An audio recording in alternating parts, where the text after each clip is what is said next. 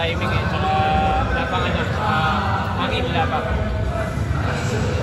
Parang unang possession pa lang ata, lay up from agad eh. Talaga bang... So after nun, pagod na. Pero ano lang, little by little lang, I'm just very very grateful na nakabalik na ako kasi 1 year, I mean more than 1 year from my last game eh, so very very grateful talaga. Sabi mo nung nakaraan, parang hindi ka sure kung paano yung ganap pagpasok mo. Kamusta yung sinap ka namin mo? Ayun, ano naman, relax atmosphere lang, and just waiting for the game to come. So, ano lang naman, good thing na pumasok ako, medyo may naman pa kami, so at least wala masyadong pressure na pumasok ako. Ngayon ano, nakalaro ka na nung first game mo ba?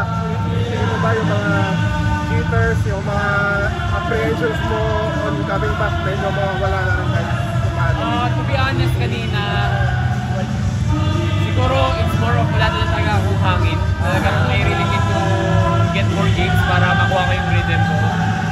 When it comes to jitters, parang may God's grace, I mean, very relaxed kanina.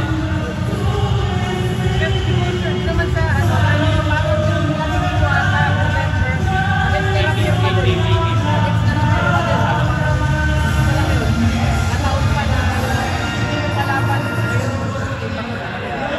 well, yeah, tama kasi more than November 18, more than a year ago, therapy mga nagkataon na kasi tomorrow is 1 year of my surgery, so yun lang naman yung inahabol namin na protocol, mga 1 year ang bago ko bumalik. So happy sa therapy may kalaban, nothing na naman natin, hindi naman ako na-mailer eh. Yung getting your hangin.